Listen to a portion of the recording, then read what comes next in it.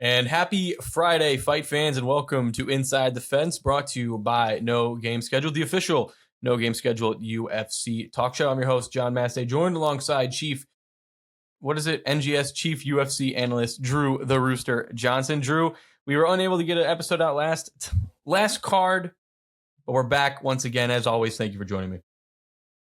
Yeah, you gotta love Adobe having a national outage, which, Yeah.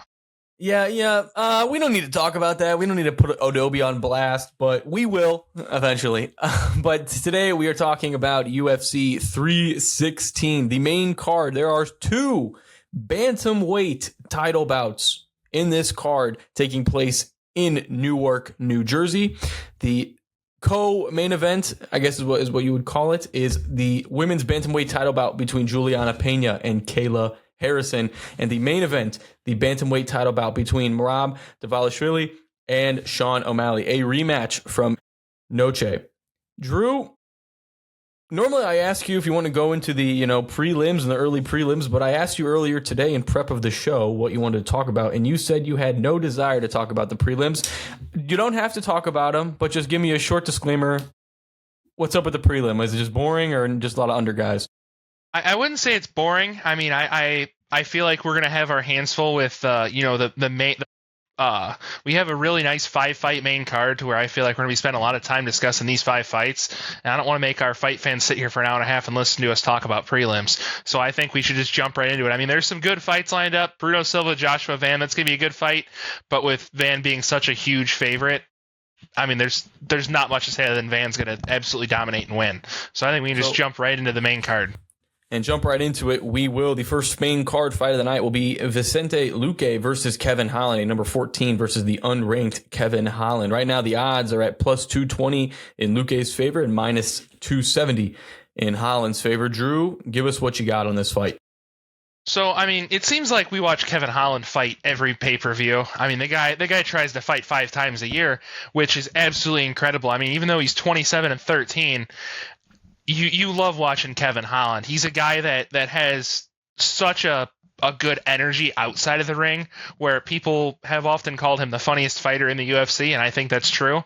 The guy seems like he's the class clown of the UFC, but he's also a stone cold killer. I love watching this guy fight. He's good on the feet, good on the ground.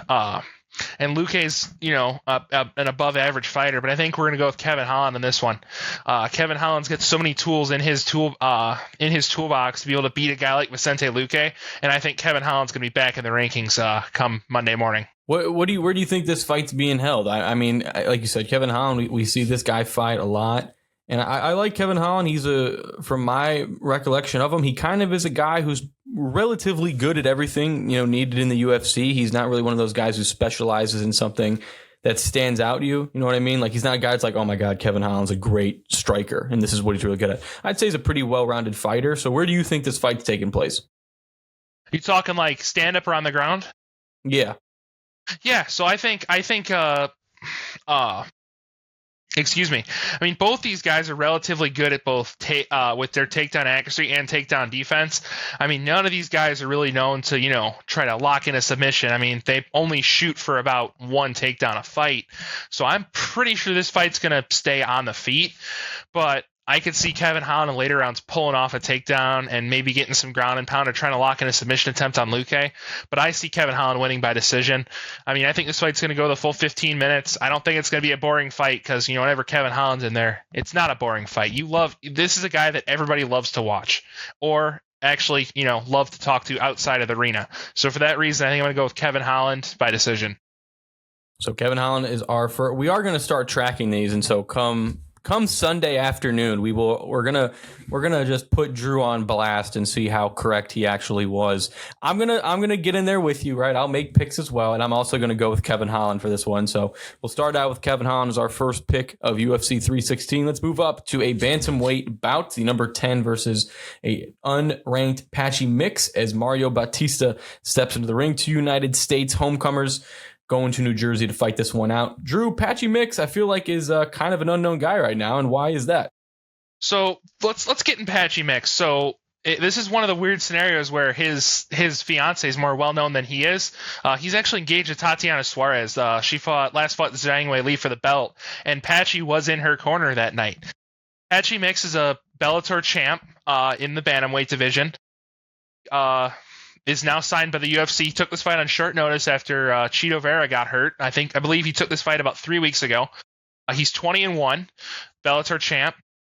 He's a really good all-around mixed martial artist. I mean, the UFC stats don't show anything for him right now. Not even the odds, but I believe he's sitting at about a -180 favorite. I know he's a really good fighter.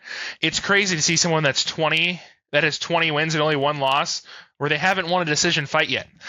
He's won 13% of his fights by knockout and 87% by submission. So he's a true mixed martial artist that's got finishing potential. I think Mario Bautista is a really hard fighter to finish.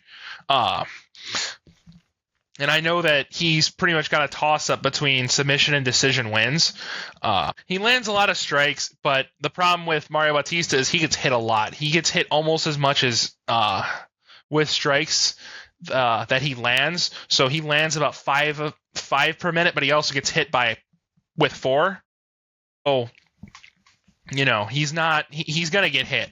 And I think because he's going to get hit, he's going to open up himself to getting taken to the ground or hit by Patchy Mix. I think Patchy Mix is going to beat him. I just don't know how. Yeah, I'm gonna mirror you on that one. I'm going Patchy Mix as well, for the sole reason of I feel like we get a story like this probably about like once a year in the UFC. We always get some either relatively unknown guy making his UFC debut. No one knows who he is. He doesn't even have a photo on the UFC website, right? He wasn't even there for media day.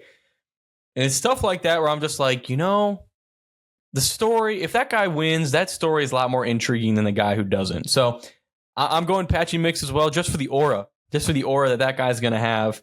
Real quick, want to make a quick break and point something out here. I got to give a shout out to Drew here, who got me this Conor McGregor action figure 2 weeks ago. This is for those of you who've been watching the show, this is the newest addition to the collage here. I also forgot to put on my nerd glasses. I normally do that. Let me grab these here. All right. No, not with I got the Joe Rogan shirt on. I don't need the nerd glasses as well. All right, enough of the accessories. Let's move up to the middleweight bout here. A Kelvin Gastelum versus Joe Pyfer, another one-on-one United States match. This one is relatively even. Pyfer coming in at -380 and Gastelum is coming in at +300. Drew, before I let you get into this one, I feel like this is kind of the most unfortunate fight of the night because this is the final fight before the 2 title fights. And so for a fact everyone in the arena, everyone watching is there to watch those 2 title fights. And so this is just something that is on. This is like the last obstacle in your way. I call this, I'm quoting this term right now, I call this the bathroom fight. This is the fight you go to the bathroom so you don't have to go during the main fights. I wouldn't say that. I mean, here's why I'm going to call this fight the bathroom fight. Pyfer's going to knock out Gastelum in the first round, and there's going to be 20 minutes before the next fight starts. This is not going to be an even fight. Gastelum's big and he's heavy, but the problem with Kelvin Gastelum is he cuts a lot of weight and his gas tank is god awful. It's not This is not the Kelvin Gastelum that won the Ultimate Fighter season 17. This is a Kelvin Gastelum that's put on some pounds. He's bigger, but he cuts a lot of weight and he's missed weight a bunch. So he was actually a welterweight fighter, but because he's put on so much muscle and mass, he's actually had to bump up to middleweight. And this fight's been rebooked, I think, 4 times. I think Kelvin Gastelum got hurt. Then Joe Pyfer got food poisoning at UFC Mexico City. And so this fight's been moved around and bumped around for about a month and a half. But the thing with Joe Pyfer is he's called body bags for a reason. This guy's got heavy, heavy hands, and he just puts you out. I think that this fight's going to be called the bathroom break because Joe Pyfer's going to knock him out in the first round. You think he's getting knocked out like TKO or just like straight out cold? I mean, Joe Pyfer puts people to sleep. Oh God, yeah. In the first round. I mean, you don't at least give him to the second. I don't know. I think I really like Joe Pyfer. He's one of my favorite guys that's not ranked. His story's even more crazy than some of his finishes. I mean, he basically moved in with his high school wrestling coach after he'd been I don't know what the right word is here. Can we say abused on the podcast, or is that going to get censored? I think we just move past it and just move right along. Okay, but yeah, so he had a really terrible injury in Dana White's Contender Series the first time around. He had a terrible broken arm. He went to go for a takedown and landed on it wrong, and his arm went the other way. A lot of doctors told him he'd never fight again. Took about 2 years off and came on Dana White's Contender Series, and I believe he was the last fight of the night, and everyone at Dana White's Contender Series before him had gone to the decision, and Dana White was so pissed off, he didn't even want it. He did like a half-assed interview at the end where Laura Sanko was like, how do you get a UFC contract from Dana White's Contender Series? And all Dana White said was, be Joe Pyfer. So you talk about a guy who's taken who's taken opportunities that he's, a long shot or a huge underdog, and he always seems to come out on top. He's resilient. He's good. He's got heavy hands. He trains with Sean Brady at Marquez MMA in Philly, and the Rocky movie said Philly fighters are some of the toughest fighters out there. I think we're gonna see that come Saturday night with Joe Pyfer. I'm thinking Pyfer as well. I do agree with you. I think it's going to be a knockout. You actually made all the points that I was going to talk about, where it's the cutting the weight thing. Listen, I've talked about it on this show a lot. I'm not a fan of it. It's dangerous. I think the UFC has got to. They got to figure out a way to stop that, right? Whether it's just force everyone to move up a weight class or do something. But like the whole let's dehydrate myself for a week and a half. Let's just only eat chicken and broccoli. And then you'd absolutely just load up on food the day after the weigh-in and the day of the fight. It's not healthy. It's not healthy. First of all, it's not safe because the last part of your body that gets hydrated is what, Drew? Your brain. So you get knocked in the head a couple times, you're done for. And I think that's what's going to happen here. I'm taking Pyfer as well. We are now going to go into so that was the bathroom fight, because as Drew says, it's going to be over in about 15 seconds. Let's get on to the two bantamweight title bouts, one for men and one for women. It starts off with the women's match. The champion, Juliana Pena, taking on the number 2 contender, Kayla Harrison. This fight is heavily favored for Kayla Harrison. Harrison a minus 750 right now. Pena a plus 525. Drew, I haven't seen odds that great in a long time. Why is this fight leading towards Harrison? Well, for starters, let's talk about Juliana Pena, who's gotten the belt twice. She's a 2-time champion in bantamweight, which is absolutely crazy. She beat Amanda Nunes and she submitted Amanda Nunes. She didn't beat her by decision, she submitted her, and that's absolutely crazy. That was probably one of the absolute greatest upsets in UFC title fight history. Pena's no stranger being an underdog. She's an underdog against Raquel Pennington and somehow came out on top and recaptured gold after a big layoff. But the thing is, look who she's fighting. She's fighting one of the best girls in judo ever. Gold medalist in judo. PFL multiple division champ, if I'm not mistaken. I could be. She's 18-1. Her only loss was to Larissa Pacheco, who's a relative unknown because she didn't really do much in the UFC, but she was a PFL champ. Incredible athlete, was on the Ultimate Fighter with Juliana Pena that season. But, there's a saying that lightning never strikes the same place twice, and I think we're going to see that with Pena. I think Kayla Harrison's going to absolutely lay a beating on her for 5 rounds, and we're going to see Kayla Harrison win by decision and walk away with the belt. I don't think either one of these girls will be able to finish the other because, the other's wrestling is good. They're both really good. What's up? Pause. That was a mess. I know, but they're both good on. Yeah, I did, but they're both really good on the ground. They have enough wrestling and grappling skill where I don't think one of them is going to be in a bad position to get submitted, and I don't think either one of these girls has a true knockout power. I mean, the only finish I could see is a ground and pound TKO. I mean, Pena got rocked 3 times by Amanda Nunes, and Amanda Nunes couldn't finish her in the rematch. So, if Amanda Nunes can't finish her, I don't think Kayla Harrison will.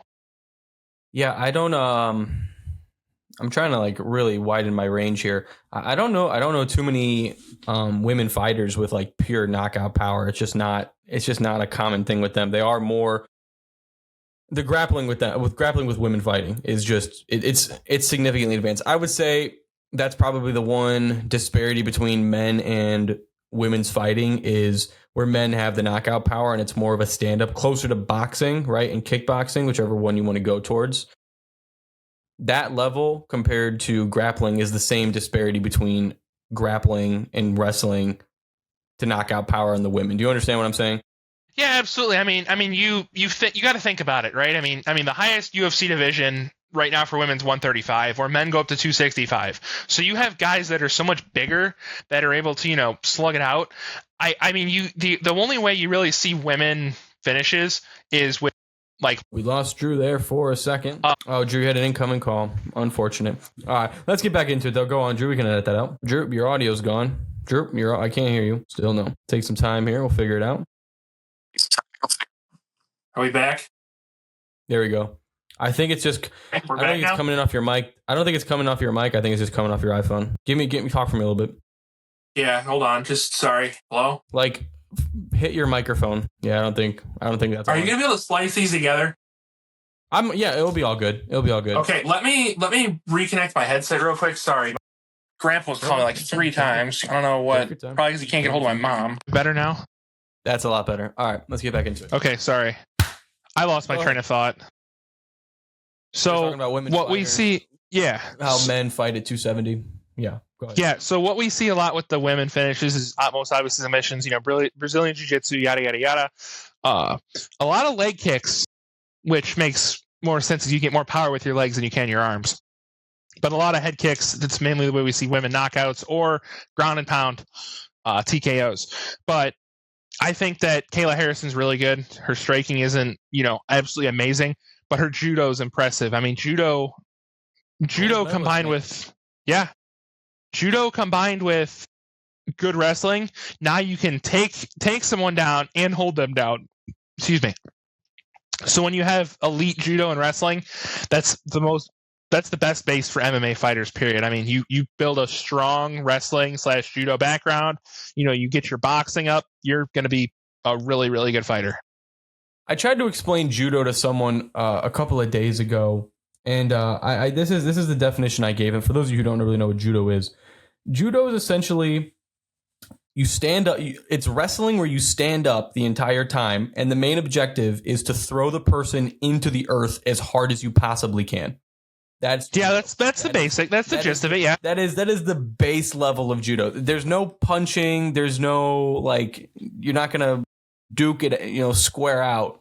No, you're literally just trying to throw a person into the earth. That is judo at its finest. Yeah, I mean the way you have to. And by the way you take downs. Yeah, Kayla Harrison has 2 gold medals in that. She has 2 gold medals in throwing people into the earth. I mean, you look at how good Ronda Rousey was. The best Ronda Rousey ever did was bronze. So she's levels above what Ronda Rousey's judo was. Yeah. So Drew, final decision. Are you going Harrison? I mean, you have to. I know Juliana Pena is good, but lightning never strikes the same place twice. So let's go Kayla Harrison. She's already had her huge upset victory. I don't think she does it again. Yeah, I mean, this one, these two title fights, man, I've been going back and forth on them. I think this one goes to decision. First of all, I don't think this is a tap. I don't think it's a knockout or anything like that. I think it goes to the cards. And so I'll say this. This is my final decision. I'm going to take Pena in this fight. I'm going to go Pena here, just so we can get a little bit of disparity. Here's why, and here's my belief behind that. If it goes to the cards, Pena wins. If it doesn't go to the card, Kayla Harrison is winning. I think Kayla Harrison either taps Pena, does whatever, but if it goes to the cards, I think Pena gets it. I think that's a fair assumption. I think it's going to the cards.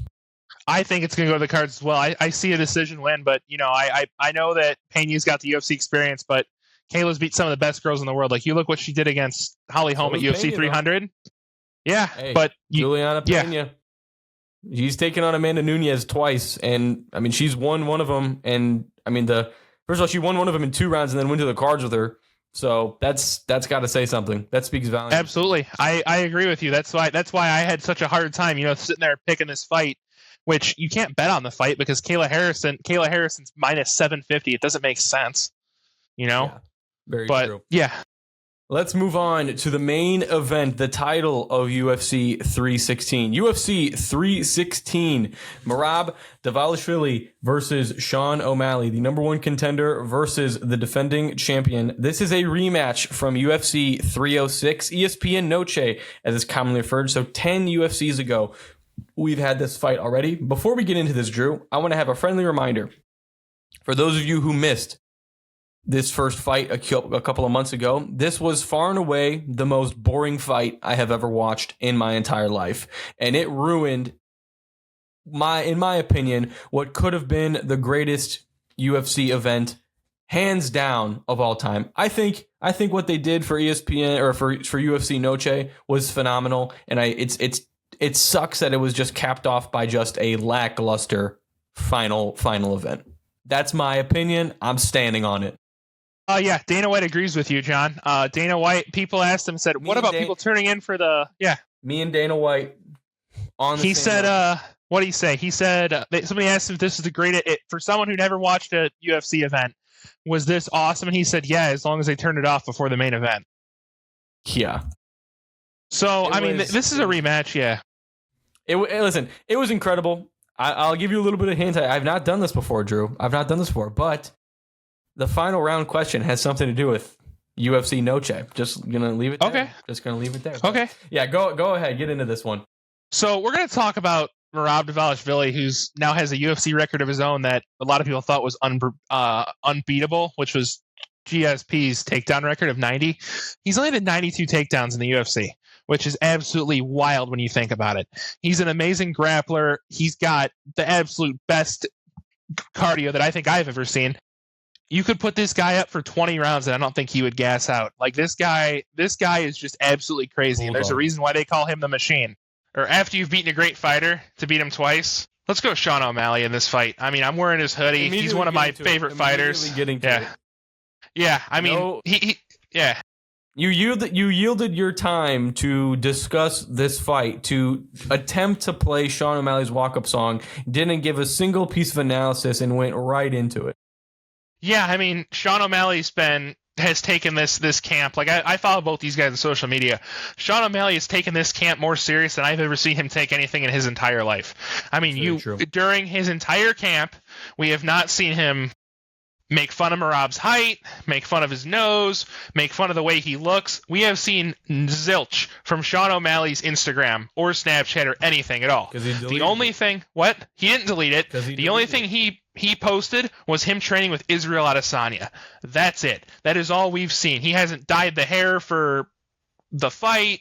He hasn't done anything. He's wearing his natural hair colors with his signature braids, and he is taking this fight absolutely serious. I think that after spending 25 minutes in the cage with Merab, his original plan was, I'm going to go out there, let Merab gas himself out, and knock him out in round 4 or 5. And I think that he realized that is not going to work this time. You're not going to be able to sit... gassed. He does not. Gassed. Early Merab got gassed a little bit, but this version of Merab is just absolutely crazy. Sean O'Malley's knockout power is there. The only person that I think could have eaten that knee that he threw at 299 was the guy he was fighting. That audio from that knee to the face that Cheeto took was unlike anything I've ever heard. It's like a baseball bat hitting another baseball bat. It sounded like a metal baseball bat hitting a freaking concrete pole. That was the absolute craziest sound I've ever heard inside the octagon, and I don't know how Cheeto was still standing after that. I mean, he's got significant power, he's got a significant reach advantage, and he's got significantly more height than Merab does, which goes in Merab's favor in the wrestling, but everywhere else for Sean O'Malley. I mean, Sean O'Malley's, if he can utilize his range and his striking the way that he fought Cheeto, the way he fought Aljamain Sterling, which is Merab's training partner, I really feel like he could pull off a massive upset and beat Merab. Yeah, Merab has not lost a fight since, I think, 2018. I'm looking at. Yeah, I think that was the Ricky Simone fight, if I'm not mistaken. You're very correct, Drew. Once kudos to you. But yeah, this is going to be a very interesting fight. I think you've seen this before in the UFC, where it's one or the other. In my opinion, it goes back and forth. Rare is it for one fight to be boring and then the other fight to also be boring. If two fighters are going up against each other, 9 times out of 10, in my opinion, one fight's boring, the other fight is exciting. Sometimes, Absolutely. I've seen that happen a lot. The only time I think that hasn't happened was when Conor McGregor, who's the guy he fought like 3 times? Well, he fought Poirier 3 times. Yeah. He fought Nate Diaz twice, I believe. To be fair, no. I think that's who I'm talking about. But to be fair, no Conor McGregor fight is ever boring. So that's a really bad comparison to make. But I think between these two fighters, we got the boring fight out of the way, and I think we're going to get to a great fight. Fireworks. I really like Sean O'Malley. He's, like I said, he's one of my favorite fighters. Like I said, I'm holding a really nice Sean O'Malley card. I've got the Sean O'Malley hoodie on that says O'Malley on the back. I'm a huge fan of Sean O'Malley. I love the way he fights, like with his just vicious knockout power. That's something we haven't seen at 135 pounds in a long time. We haven't seen a knockout artist like him. A lot of the former champs at 135 were wrestlers. Like you talk about Henry Cejudo, Aljamain Sterling, even Peter Yan, who had good striking but was notoriously a wrestler. We have not seen this at 135, and I don't know how long. I mean, I guess you could kind of say Cody Garbrandt, but he didn't hold the belt that long. Maybe TJ Dillashaw, but O'Malley is a huge superstar in the UFC. I mean, you talk about guys that don't know UFC, they know who Sean O'Malley is. I mean, whether it's for the right or the wrong reasons, they know who he is. Yeah, he's one of those guys who, when he's fighting well, the UFC as a whole is fighting well. And for the fact that he's been doing this without locking in for the last 3 years, he's 4, whatever number you want to put on it. He's kind of just been a wild card for the last, couple fights he's had and camps he's had. That's kind of scary. And so, it's kind of like that, NBA comparison where it's like, players messing around, but then, it's, what it is? Sean O'Malley right now is like the LeBron James meme from, versus the Celtics. Like, he's looked up, ready to go, right? Like, Miami LeBron is what we're dealing with right now with Sean O'Malley. Always been a goofball, but been a great fighter. Imagine now I can't even begin to imagine what we're going to see. Sean O'Malley taking something seriously. I do not know what's going to happen with this. Yeah, I really think that, like, he even said that the plan was he thought it was going to let Merab gas out, and he's just going to walk through him and knock him out. But I don't think that's real. That was, I thought that's what was going to happen too. I thought Merab was going to gas out in his first 5-round fight, and that didn't happen. And it was just absolutely shocking. Wasn't O'Malley injured the last fight? Yeah, I think he said he had a broken hip or something, or broken rib in the Noche fight. Because I remember. You and I didn't watch this together, but we were texting about it. And I remember you texted me during the fight. You're like, why is he not kicking? Yeah. That to me. Yeah, because he's got. I think I texted. Yeah, because remember it was really late. It was like 2:00 our time that fight finally started. Yeah, ESPN Noche went super late. It was the longest UFC event in history. Yes, they were playing a whole movie between each fight. That was awesome. I am not going to complain about that. That was awesome. No. But let's get into our final picks so we can get to this final round here. Drew, are you going to take O'Malley? Give me Sugar Sean O'Malley. I don't care who you put him up against. Being as big of a fan of him, I can't pick or bet against him. I really love Sugar Sean O'Malley. Yeah, I'm with you as well. I think this is the beginning of a very good rivalry between these two. And I think if O'Malley wins this, I think we see these guys face one more time. That's why completely in the cards. Yes, I agree with you. So let's get a quick recap here. Me and Drew go the same in all but one. We are taking Kevin Holland, Patchy Mix, Joe Pyfer. Drew is going with Kayla Harrison. I am going against the defending champion, Juliana Pena. And both of us are taking Sean O'Malley to reclaim his belt in the Bantamweight title. Let's go to the final round, the question where I give Drew an unscripted question. He has no time to prepare, no time to think about it. He has to answer it right now. Drew, as always, are you ready? Yes, John. This is my absolute favorite part about the show. I love the final round. Well, I mentioned earlier that I gave you a little bit of hint that UFC Noche was going to have something to do with it. And the question is, Drew, Noche is one of the greatest events in UFC history. The production that went behind it, the fights itself. Give me, in your mind, location, if there's a theme, give me the perfect UFC card. Give me in your mind's eye. You're sitting there. You're with all your. I know you're going to UFC in Chicago coming up soon. I might tag along with you. I haven't made a decision yet, but in your mind's eye, what's the perfect UFC card? Give me an image of it. I think the UFC kind of fumbled the bag here by trying to place it in Guadalajara this year, and the arena not being able to be done until the end of next year. So they're moving it to San Antonio. But Guadalajara, in the arena that's in Guadalajara, I'm not too sure what it's called, but you put UFC Noche in Guadalajara during Mexican Independence Day, it doesn't get much better than that. I mean, you give some of the most absolutely dedicated and loyal fight fans a fight in their home on their home turf. I think it's bigger than UFC Mexico City. I know that the place in Guadalajara that they were trying to host it holds more people than the arena in Mexico City does. Correct me if I'm wrong, but I believe it holds more. I think that environment would be the absolute best Noche. I would say the Sphere, but I feel like to have a proper UFC Noche, you have to have it in Mexico somewhere. And I think the arena they have in Guadalajara would be the absolute best place. So I'm sorry, I don't have a big, long, drawn-out answer, but I think that's it. I get it. So is correct me if I'm forgive my ignorance, but is UFC Noche, has this been a reoccurring thing, or is it like now going forward since UFC 306? Is it like once a year we are celebrating Mexican heritage, or has this been something that's been going on for a while? So I believe, let me see what ones they actually had, because I went to the one in September of 2023. Okay, so it's been going on for a while now. Yeah. I don't know if that was the first one off the top of my head. Excuse me. But that one, I believe, was one of the... because I think the whole point was Grasso said, I want to defend the belt around Mexico Independence Day. So I think they made that event almost for her. And then it was so popular and so crazy that they decided to keep it. So that's what I think happened. But looking forward, going forward, I think they're going to keep it. It's a big moneymaker for them. They get to market it, and the people of Mexico go absolutely crazy for it. It'd be like, having I'm the UFC whitest person I go crazy for it. I do too. I went to it, and I'm wearing a Noche hoodie right now, so I obviously went crazy for it. But yeah, the whitest person I know as well. For those of you who wonder, actually, that's not true. That is not true whatsoever. Not true. I rescind that.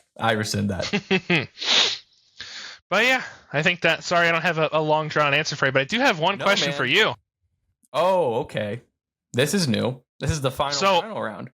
Absolutely, we're gonna do a little bit of twist. So I know that you aren't as big of a diehard UFC fan as I am. You kind of got into it because of all the stuff I was telling you about. So it'd be safe to say you're fairly new to the whole sport of UFC. Like not like super, super new, but like I would definitely say I am above average. Yes, and I agree with you.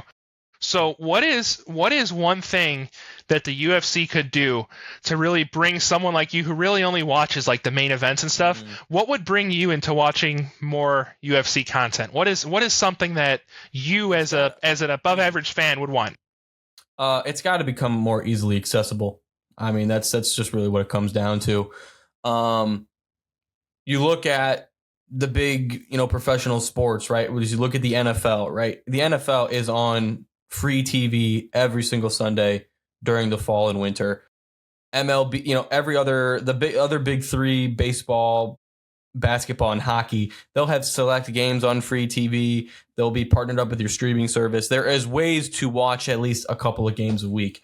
They're just the pay-per-view format of it, the timeliness of it, obviously the spacing, it's like, once a week or like once every 3 months, or the spacing in between actual like big events is just too much. And it's really hard for regular people to tune it in. And also you got to come down to it, the pay-per-view format of it. Some people just can't afford it, right? I know we end the show with, make sure you go tune in and watch whatever UFC, even though we really know where you're watching it. Like even the pirating setting becomes a little bit more difficult. So I think accessibility is really the hardest thing right now for average people to want to get into it.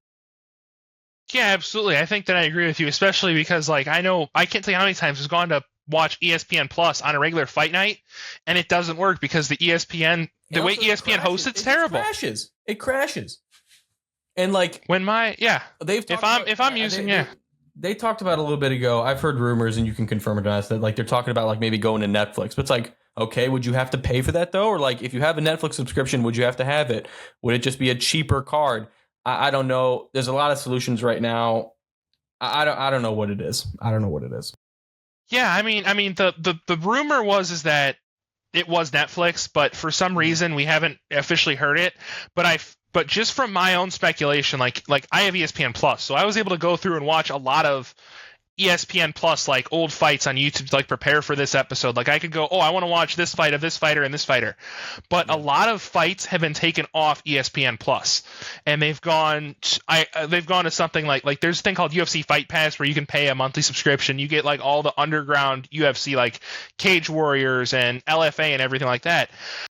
I almost feel like they would want to do something through Fight Pass where it's they're gonna market it, they're gonna sell the pay-per-views and they're gonna stream it, but I don't feel like their servers could really handle it. I feel like if they go to Netflix, it's gonna be what happened with the Mike Tyson fight, where if my stream is working better than my paid Netflix account, that's a problem. I don't see a way in which this really survives unless they go back to what they did, during the Holman Rousey fight. I remember that was the first fight I ever watched, and it was on pay-per-view through DirecTV. Like you had to pay for it through DirecTV, and I think it was something absolutely absurd, like $180 or something like that back then. It wasn't cheap back then. It was not cheap. But somehow they got more pay-per-view buys than they do now.